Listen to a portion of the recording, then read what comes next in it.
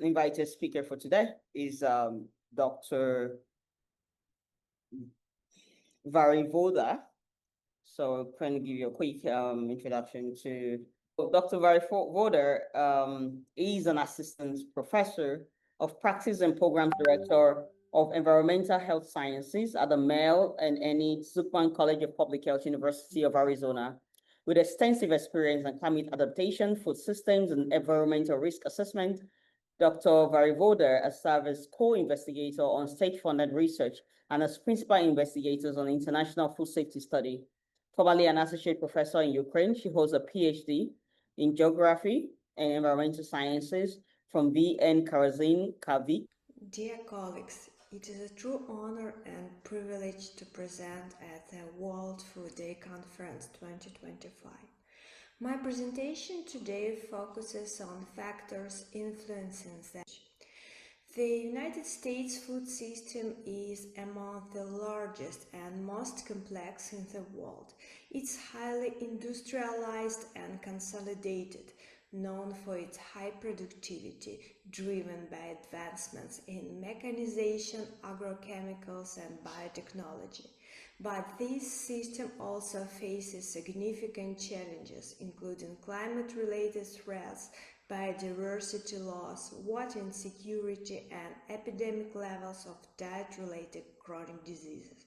To address these issues, the United States agri-food system must transition to sustainable practices, conserving land and natural resources while continuing to produce sufficient, healthy, and nutritious food for equitable and inclusive food systems at local and regional levels.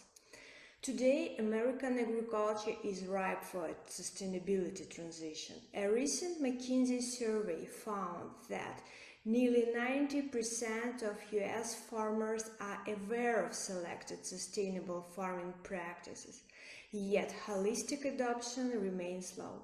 Research shows that adoption varies depending on the type of practice. For example, practices requiring behavioral change such as fertilizer use based on soil sampling are more widely adopted. Those involving product changes like using nitrogen stabilizers follow closely behind. However, practices demanding equipment changes tend to lag. The goal of this presentation is to highlight the key factors that influence the adoption as reported in social science literature. A complex set of factors shapes the adoption, organized across three interconnected domains. The psychosocial context. These include psychological factors like values, identity, and self-efficacy, as well as social factors such as peer networks and norms. These internal and relational drivers shape a producer's willingness to consider the transition to sustainable practices. The economic and practical capacity. This domain includes economic factors such as profitability, cost share, technology and tools access, and implementation capacity. These are the tangible resources and structural conditions that make adoption possible. The governance system. Policies and regulations serve as external drivers that can either enable or constrain progress. Achieving successful adoption requires coordinated action among agri-food stakeholders, governmental agencies, and public-private partnerships at both national and local levels. Our study also revealed critical research gaps. Most interventions focus primarily on farmers as the primary agents of change. However, evidence shows that non-operating landowners, supply chain intermediaries such as retailers, crop advisors, as well as extension agents, conservation professionals, and consumers play essential roles across the food system. We propose that sustained adoption depends less on individual actors and more on the alignment of psychosocial, economic, and governance interests throughout the system. Future research should move beyond siloed analysis and toward a system-level perspective. The literature also shows that farmers' decisions are not driven solely by the pursuit of a single benefit, for instance, profitability. Rather, they consider the synergies and trade-offs across social, economic, and environmental outcomes. For instance, a practice with moderate financial returns but strong community approval and visible environmental benefits may be more appealing than one that yields higher profits but has negative social or environmental consequences. Another key gap concerns rented farmland, which accounts for nearly 40% of all farmland in 48 US states. Here, adoption is strongly influenced by land tenure security and the alignment of sustainability goals between landowners and tenants, often more so than by the producer's individual motivation or capability. Moreover, research tends to focus on the initial adoption, overlooking the equally important question of sustained use over time.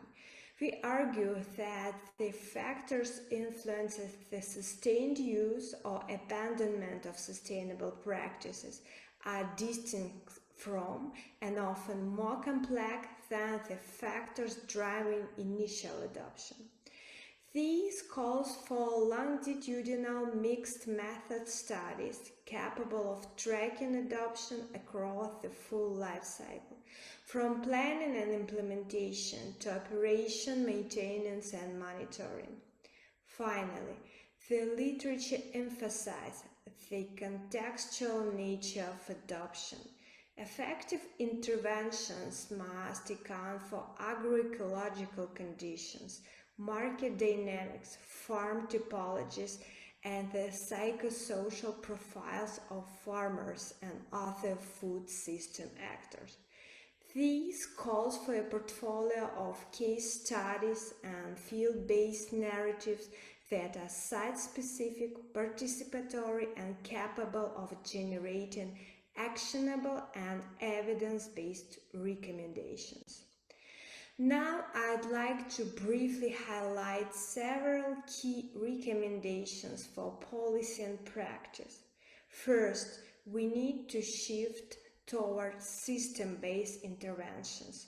Programs should move beyond individual farms and recognize that producers operate within a larger food system, one that connects supply chains, food environments, and individual decisions.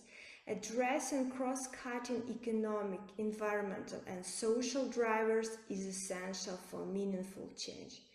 Second, we must develop outcome-oriented programs. Instead of measuring success by whether a practice is adopted, programs should focus on the results these practices achieve. This means setting clear sustainability criteria and communicating measurable outcomes to downstream markets. Third, it's vital to engage trusted intermediaries. Because trust in government sources can be limited, credible non-governmental and private sector actors, such as agricultural retailers or crop advisors, should play a larger role in promoting and supporting conservation practices. Fourth, we should embrace heterogeneity and context. There is no universal solution. Interventions tailored to a farmer's motivations, behavior type, and local conditions are far more likely to succeed. Fifth, we need to generate evidence to navigate uncertainties. While sustainable practices often bring multiple benefits, outcomes can vary depending on implementation. Ongoing evidence generation helps refine programs and ensure they deliver the intended food system benefits. Finally, programs should foster retention through social learning and practice complementarity.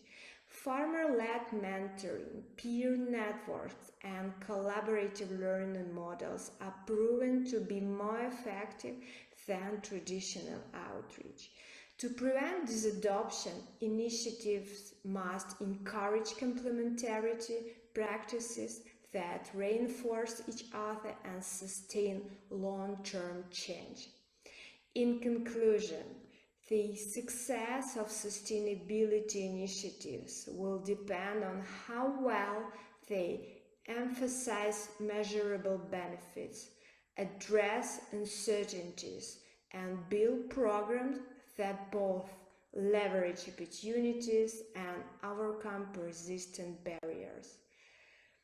Thank you so much for your attention. I welcome any questions or comments that you would like to share via email varyvoda@arizona.edu. Thank you so much and good luck.